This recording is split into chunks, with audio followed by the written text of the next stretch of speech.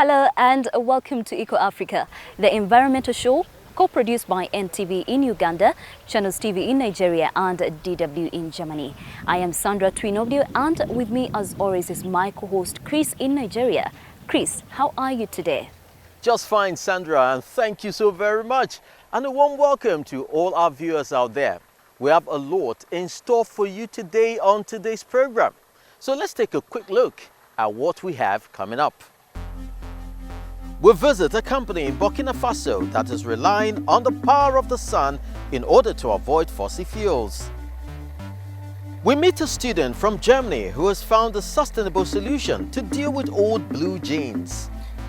And we talk with pioneers in genetic engineering who explain what to do when species die out. But first, let's head to Rwanda. We know that plastic bags have been banned in Kigali for several years and that their use is even criminal offense. Is that all, or has the country gone even further to reduce plastic in everyday life? Well, not exactly. Still, the idea of recycling is becoming more popular.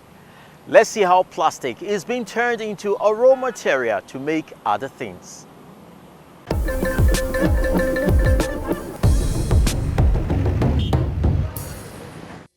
Plastic in a country where the material is supposedly forbidden.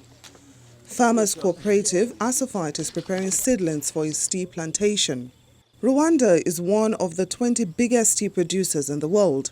More than 18,000 hectares of it, an area twice as large as the city of Paris, are spread across these lush green hills. The tea harvested here is very valuable, but without plastic, it wouldn't be worth nearly as much. We need these seedling bags and plastic covers. Without them, it becomes difficult to get the desired quality because the seedlings depend on the moisture to grow and to get the necessary nutrients. The members of the 4,000-strong cooperative use more than 2 million plastic tubes and other plastic materials each year. In the capital, Kigali, the government is waging a war against plastic. The punishment for the production, import and sale of single-use plastics is now up to a year in jail.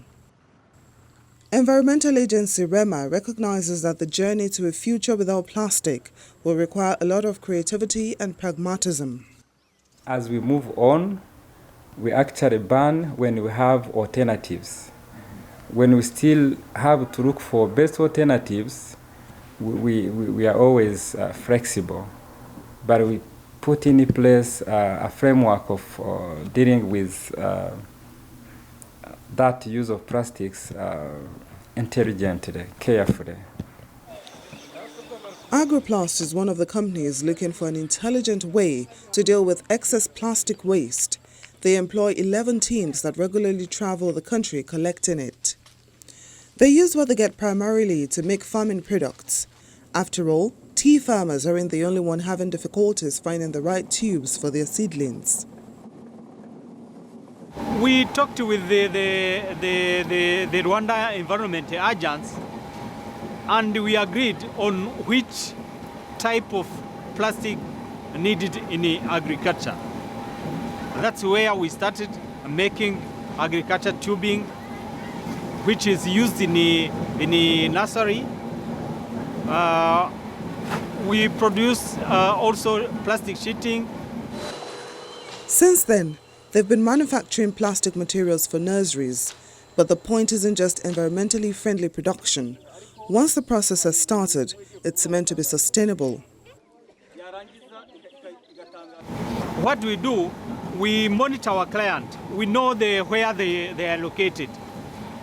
After using their nursery, our product, we go back there and we bring back the used plastic waste.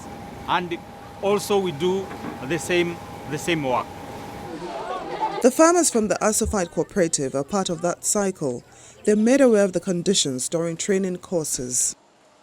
I insist and remind all of you that the plastics you are left with after planting the seedlings are not meant for other uses. They must be returned. Also, wherever you see plastic, please don't leave it there. This is a way to increase the productions from our farms and to safeguard the environment. Their call for environmental protection isn't just empty talk.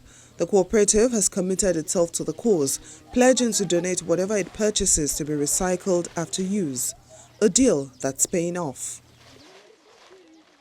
Every farmer who gets the seedlings must ensure they return plastics corresponding to the number of seedlings each took. Therefore, we make sure they're all tracked and delivered back to the recycling plant. This is also a benefit because the plant pays us for the amount delivered. In the end, it's progress for the environment, more business for the cooperative, and another milestone on the road to Rwanda becoming one of the environmentally cleanest countries in Africa. Yes, creating meaningful new things from used materials. This is what a circular economy could look like in the future. Now, with that in mind, a young student from Germany wondered what could be done with the millions of items of clothing that are no longer wanted. And at least for blue jeans, it seems to have found an answer. Let's have a look.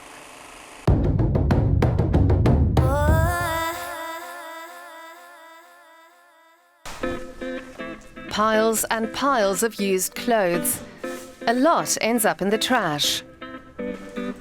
That bothered Dutch design student Tim van der Loer, so together with the charity Berliner Stadtmission, he set up a used clothing depot. Here, textiles are sold for 2 to 4 euros per kilo. It's also where van der Loer came up with the idea for his new blue jeans. He has the denim shredded and processes it in his workshop. When mixed with water, the fibers bond to form a soft fleece. The pattern is embroidered right onto the fleece, which strengthens the fabric and eliminates the need for paper pattern. When I started to cut down the jeans into small parts and stuff like that, it was very important to me that I focus on the concepts and ideas of circular economy, that everything is regenerative. When the new denim is moistened, the excess bits can simply be plucked off. These leftovers are added to the next batch of fleece. Van der Loer has received an award and various grants for his idea.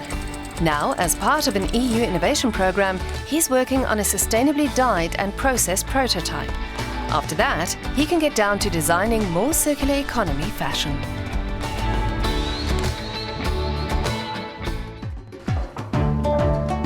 And how about you? If you're also doing your bit, tell us about it.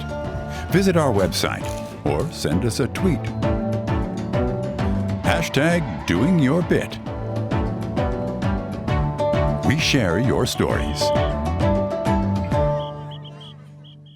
And maybe when these pants are worn out, they can be turned into insulation too.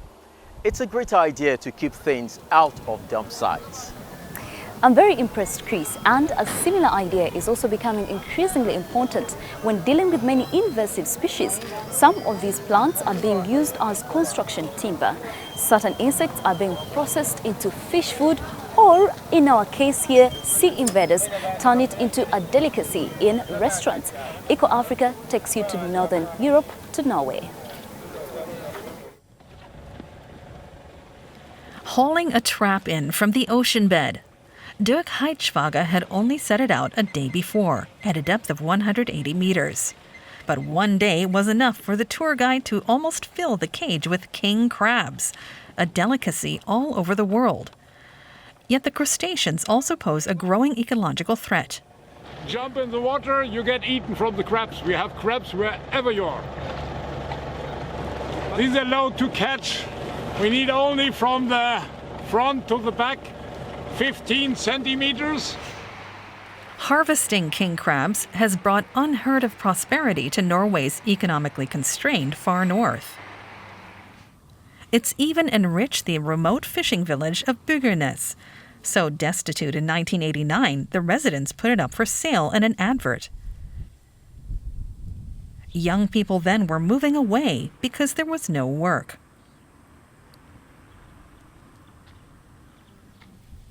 Now, the village has been revived, boasting bed and breakfasts and even a bistro. All thanks to the king crab. Fisherman Leif Ingele was among the first to discover the non-native species off Byggernes. Soviet researchers had released them into the Barents Sea in the 1950s. But Ingele was unaware of that when he found the monster crab in his nets one day. The first crabs we caught weighed 10 to 12 kilos. We were taken completely by surprise. But if the crabs hadn't turned up, we wouldn't have any fish processing in town now, nor any fishing boats, or at most 2 or 3. But today, we have 15 or 16 boats. The explosive spread of the king crab is a boon to the fishermen, but environmentalists and scientists are alarmed. The voracious predators are being spotted further and further south. They're expected to reach the Scottish coast soon and can even adapt to the warm Mediterranean waters. Wherever these crabs become established, they have devastating effects on other marine life on the seabed. Some species, like mussels and starfish, have disappeared completely. The king crab is also known as the monster crab. It has no natural enemies and poses a threat to every other living thing on the seabed. So fisheries authorities have made the quotas generous. We have the right to catch 10 crabs for our own use for free, per person per year. One crab is worth 900 krona, or 90 euros, right in our pockets. Multiplied by 10 and, for 1,000 euros, you're eating a luxury delicacy for free. What Dirk Heichwager serves his guests after only a short time in the kitchen can otherwise be had only in Europe's and Asia's finest restaurants. Norway exports over 2,000 tons of king crab all around the world annually. While environmental concerns about invasive species continue, the tourists savor its spicy meat. And the Norwegian authorities hope the high fishing quotas will help keep its population under control. Keeping nature's healthy balance is not easy. Often there is too much of one thing and too little of another. This certainty is the case with the nearly extinct northern white rhino. Today there are only 2 of them left on Earth, and both are female. Now people are feverishly looking for ways to save these species from extinction. For German and Italian scientists, an audacious plan could be the greatest success for their careers. The future of an entire species is suspended here in liquid nitrogen, cooled to minus 196 degrees.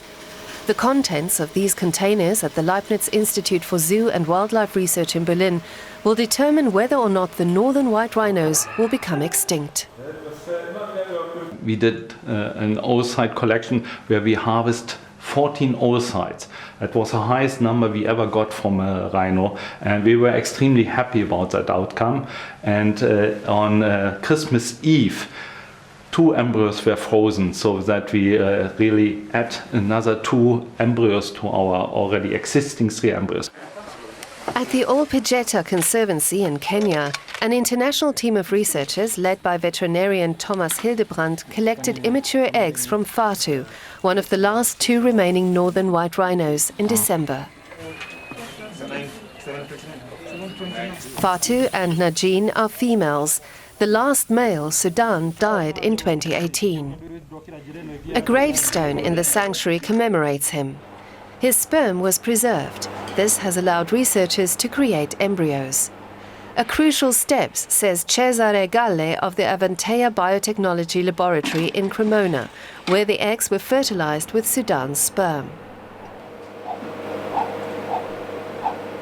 We know that we can make the embryos. It's a matter to go there every 3 or 4 months, and we know we can produce embryos, at least from Fatu.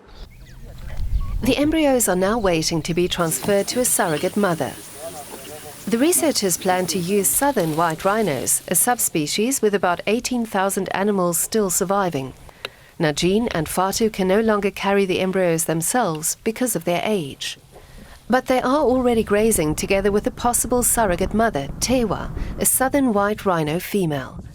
The sanctuary's rangers can't wait after years of fearing for the species' survival. It is a renewed hope that at least in the near future we might be having some baby northern white rhinos, which is what we are all hoping for. The researchers are doing everything they can to ensure that the first northern white rhino calf can be born in as little as 3 years. That would be a start to building up a larger population and bringing the animals back from the brink of extinction. Hopefully it will work. We'll keep our fingers crossed. But something else that you may just find a bit crazy has become a reality. Inoculating seeds, but what does that really mean? It is the process of adding effective bacteria to the host plant seed before planting. Experts say these microorganisms can help plants survive the dry seasons or can be used in the fight against the pests. An initiative in Ghana is now trying to convince farmers of this eco-friendly method.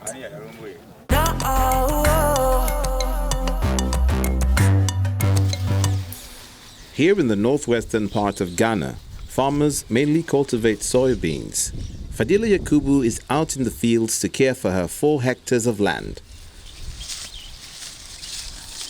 4 years ago, Fadila took part in a training session for sustainable agriculture. Since then, her crop yields and her profit have increased.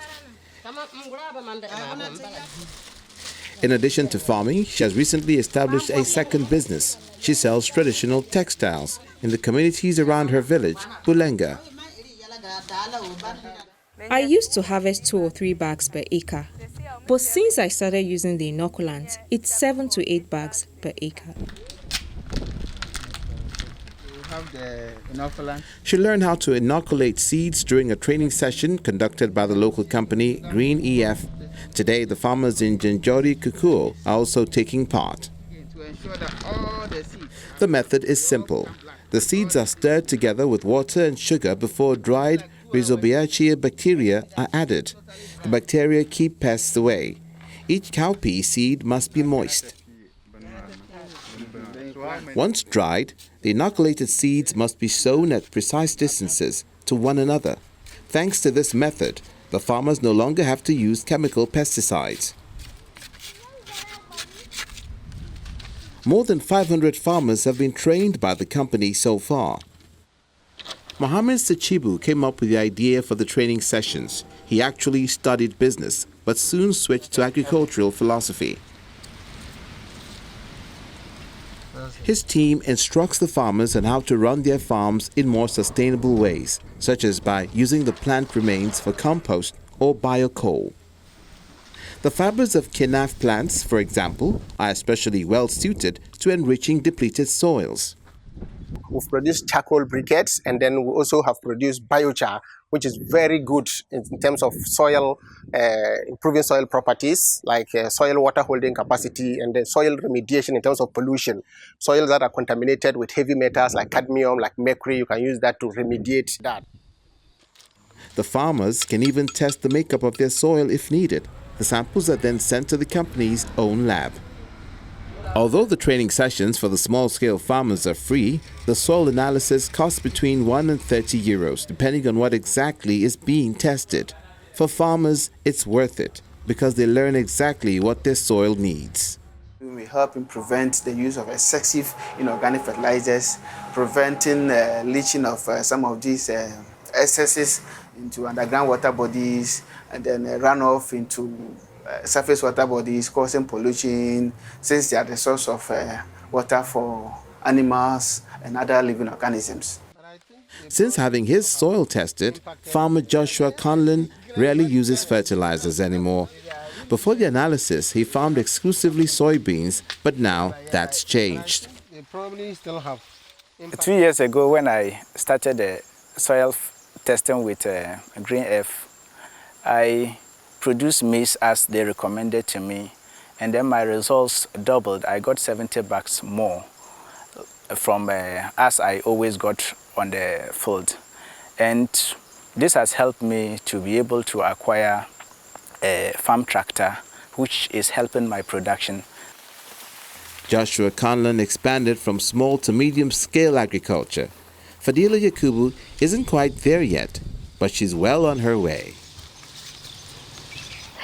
New technologies can sometimes help the environment safer and healthier. So why shouldn't we use them? And this also applies to the energy supply. But you know more about this, Chris. Sure, Sandra. One example is Burkina Faso. The country has difficulty meeting its electricity needs. Schools and medical centers in rural areas are especially hard hit. A few years ago, a European Union report highlighted decentralization and a more sustainable energy mix as possible solutions. And now things in the West African country seem to be moving in that direction. The solar kit on this roof is reliable and doesn't require much maintenance. Omar Gira says €2,000 investment was money well spent for him and his family. He had to save up for a very long time to be able to afford it. I installed the solar panels several years ago. Now we have lights, a television set, a fridge so we can drink cold water. It is very useful. Since we never know if or when we'll be hooked up with the green, we turn to solar.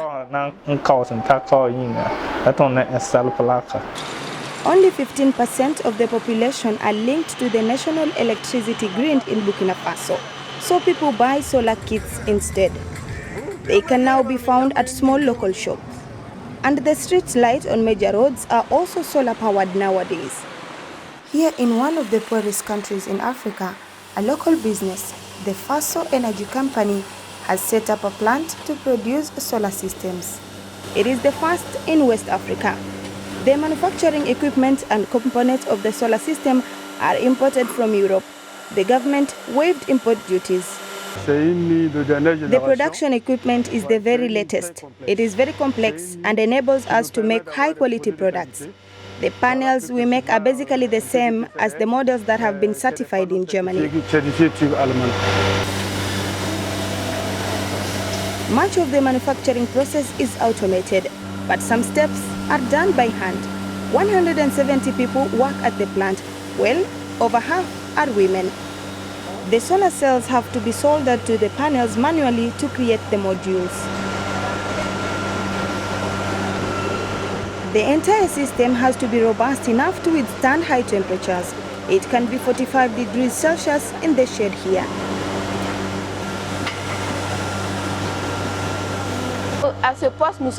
This is where we test the panels.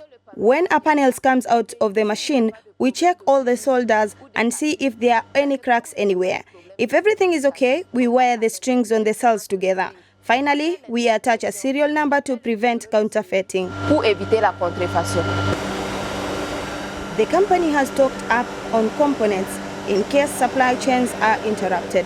There is a lot of competition on the market for solar panels in West Africa, especially from companies in Asia. Faso Energy aims to serve not only the domestic market, but neighboring countries too.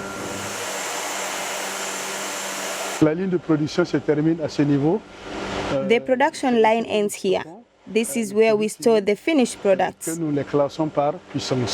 Classed by output, we produce 200 panels a day, the equivalent of 30 to 80 megawatts annually. The company's main customer is the government, which aims to boost the share of renewables in the national energy mix. It wants to reduce electricity imports and cut down on the use of diesel generators too, to reduce cost and minimize pollution. The Energy Ministry launched the Backup Soile program, and our agency is implementing it. It enables citizens as well as small and medium enterprises to buy solar panels by providing them interest-free loans. Since we started the program in 2019, more than 4,000 companies and people have benefited from it.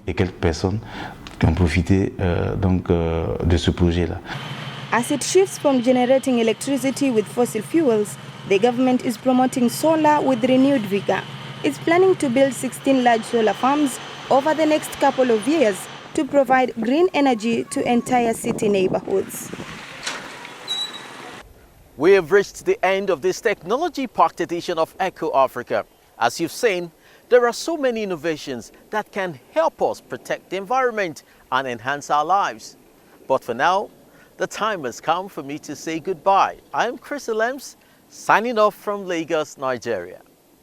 Bye, Chris. I look forward to seeing you again next week, and goodbye to all of you, our viewers out there.